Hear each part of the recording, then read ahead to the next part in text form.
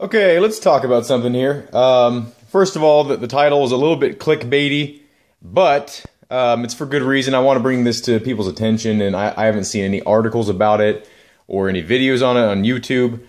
First of all, these two magazines are Magpul magazines, so they're not Hexmag, but they're here for a demonstration, and we'll go over that.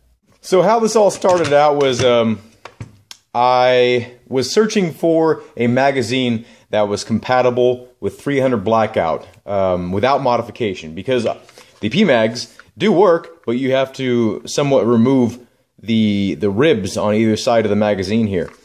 And on the Hexmags, they do have internal ribs, but for some reason they just don't interfere as much with whatever I put in. I put in subsonic, big old huge heavy projectiles, 110 grainers, whatever. I've run everything through these, and they run fine with my reloads, with factory ammunition, never a problem. The only thing I experience is occasionally, like if it gets jarred around, sometimes the second round will kind of lift up, but it's caused no issues. I haven't had any double feeds. I haven't had any problems. I mean, they've been great. So yeah, so I was searching for them. So I was buying, different mags here and there, and I decided to give Hexmag a try because they're from Colorado, and I'm from Colorado, so I wanted to give a local company my support. And so I found the mag. This is my first mag from theirs. So I've kind of customized it, and it looks super ghetto, but I know this one's mine. If there's a group of them, no one would confuse this one with anyone else's. But so I decided to get more, right? And I purchased some from my local gun shop, and these are made in, they have little timestamps here.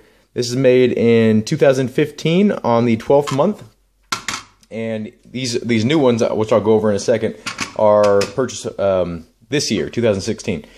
So first of all, the PMags, the little 10 rounders, they do feed pretty much whatever I've fit in there, but it's only 10 rounds, so of course it's going to feed anything. There's not much room to actually bind the rounds. But just for your information, if you live in a restricted state and you're looking for a reliable magazine, this one has been reliable for 300 blackout. Whatever I've run through it, the same stuff I run through the Hexmags. These, like I said, do take you have to modify them to make them work, or you can download them. If you load them like to 10-15 rounds, you probably won't have any problems. But what's the point in all that extra mag capacity? In that case. So we're going to set these aside because we're done with these. I just wanted to go over a couple things. And actually, the one Gen 2 magazine that I had, my first one of these, actually broke. And I got this just, I don't know, months ago. And it split down the spine. And I wasn't hard on it. I was actually more hard on this one because these are cheaper. And I was testing the durability, throwing it around a bit. And this has held up fine. And I didn't do any torture testing whatsoever to the Magpuls because I trust them. I've seen so many torture tests on them, so I saw no need to actually go about one myself.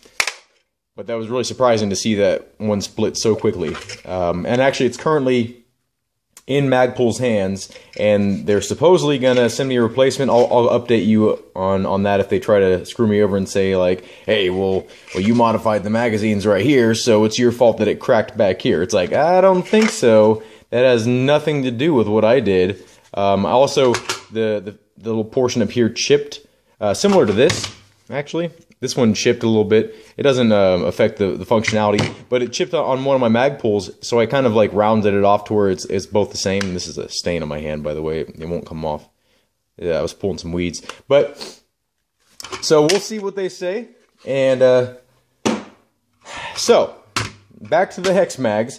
So this new one, and I'll throw some pictures in here of what I'm talking about in case you can't see in the video. But, you can see right here in the left, this is the old mag, and this is the new mag. There's a texture difference. And this screamed out to me like, oh, well, this one is no longer fiber reinforced. This is a cheaper quality plastic, like the molding just looks like cheaper plastic, So that was the first thing I noticed, right? Second thing I noticed was down here, see how there's a gap now? And this is like this in all of them. I have 10 of these, and I have, I think, 7 or 8 of the older ones. I think, well, 9 including this one, I think. But around 20 total magazines. But all of them have this gap here, and on the older ones, they didn't have that gap. So I was like, what the hell, you know? And I'm like, so the plastic is cheaper, the floor plate is not as tight tolerance-wise, and then I noticed one more thing, and I don't want to flip these around and get the image confused here. So the new one's still on my right. You can see right there that the orange, I don't know what that is, not the floor plate, but the thing that holds the floor plate on, the detent, is recessed. And on all of my old ones, including this one, it's flush, right? And on all the new ones I have, it's sitting farther in. So I reached out to Hexmag, and with my concerns, I told them about, like, I feel like the plastic might be lower quality. I feel like the tolerances are not as tight. And then I feel like this being recessed could be a problem. If you drop the mag, there's more of a chance this floor plate can come. See how easy I can do that? And this one I have to push down harder to get it to release. So maybe if I were to drop this on its end, this would survive, and I drop this one on its end. This one on its end, and it'll pop off because there's not really much holding on to the floor plate. So I sent 3 emails. I sent one through their website, and then I found their contact information on Google, and I sent 2 separate emails. Actually, I sent a total of 4 emails. I sent 3 emails about the Hexmag quality concerns of mine, and then I sent 1 email just to kind of, from a different email that I had, just to kind of confirm if they were going to respond or not.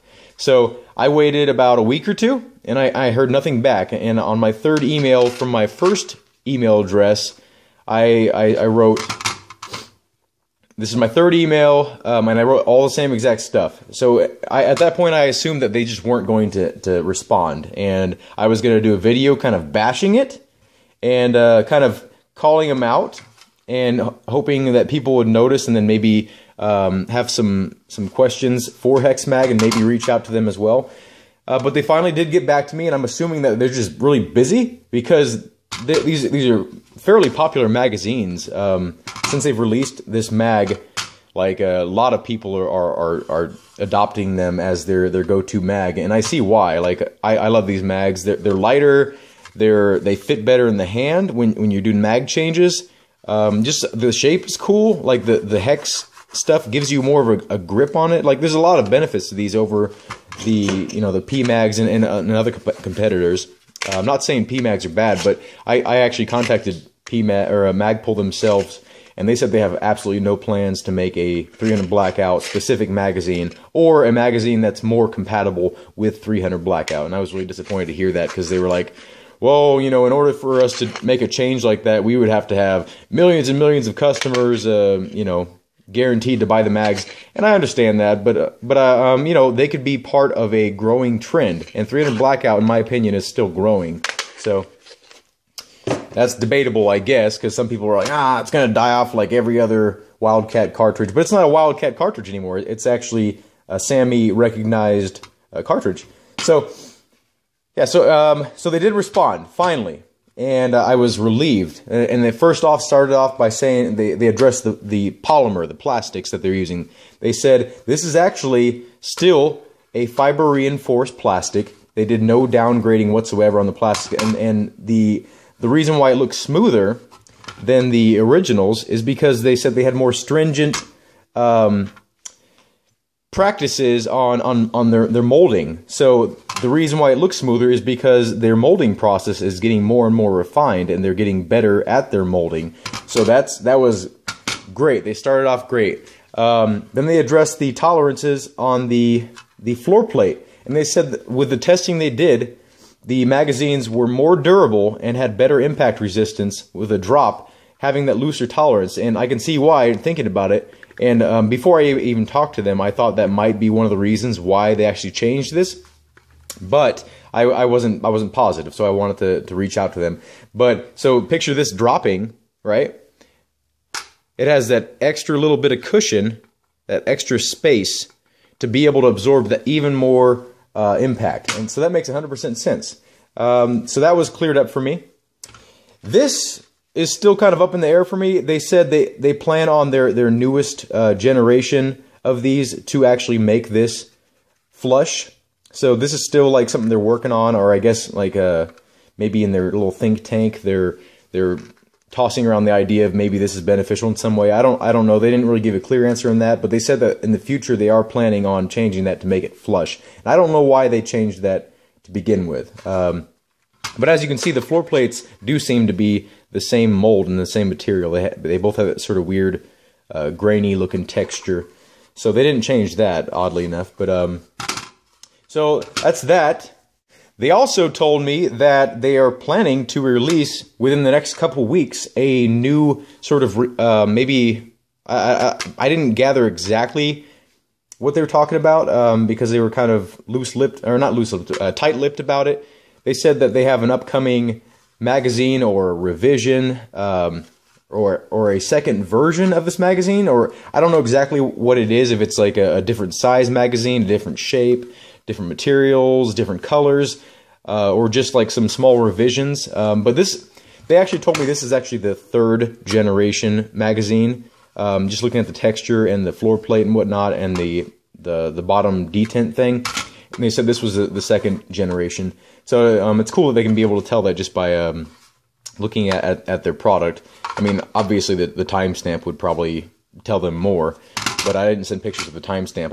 I sent pictures of like you know, all the older mags on the left and all the new mags on the right. I sent them a variety of pictures describing what my concerns were.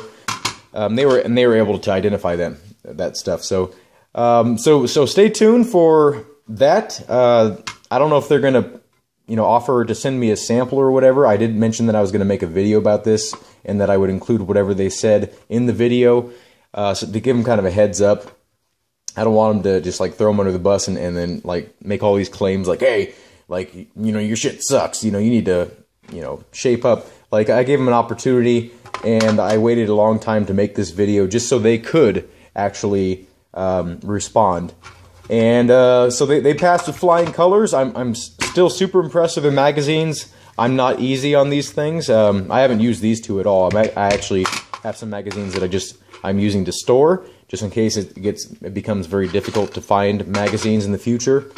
I have backups, and I want to keep it like that. So I'm using all my mag pulls because I no longer trust them as much, and they're more expensive too, like, which sucks. But you know, these being unmodified, I trust these more because I can use these for 223 and 300 blackout, 556, whatever, with no modification. So I can kind of trust these more, like, structurally. And you know, these being modified, I kind of feel like these are dirty mags. You know, they're tainted a little bit. So I do prefer this sort of texture, even though it's a little bit more slippery. But I feel like if they textured their mags and gave this hexagonal pattern on there, it would be like a 1-2 punch. But it's unnecessary because this works fine. But anyway, if you have any questions, feel free to ask. And I will update you if I get any more news about Hexmags and stuff. Their new upcoming magazine or revisions or whatever. And if they give me a sample, like, I'll definitely make a video about it. I'll talk to them a little bit further about that. But I do appreciate you guys watching the video, and hopefully you enjoyed this. And please don't thumbs down.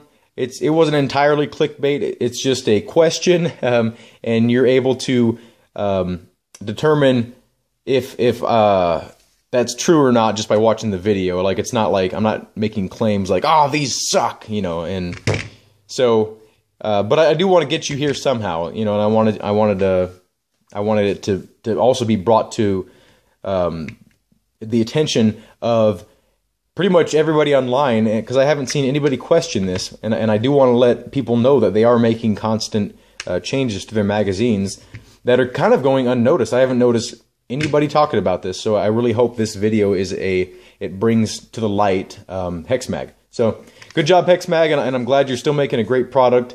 Thank you for confirming that you are not downgrading, because that would be very disappointing. And hopefully you see this video, and Please like, please subscribe, please comment, and please share this video. That stuff really helps me out, and I love to hear you guys' comments and stuff. Ask away, and or comment away, whatever you want. So happy shooting, and hope to see you in a future video. Thank you for watching.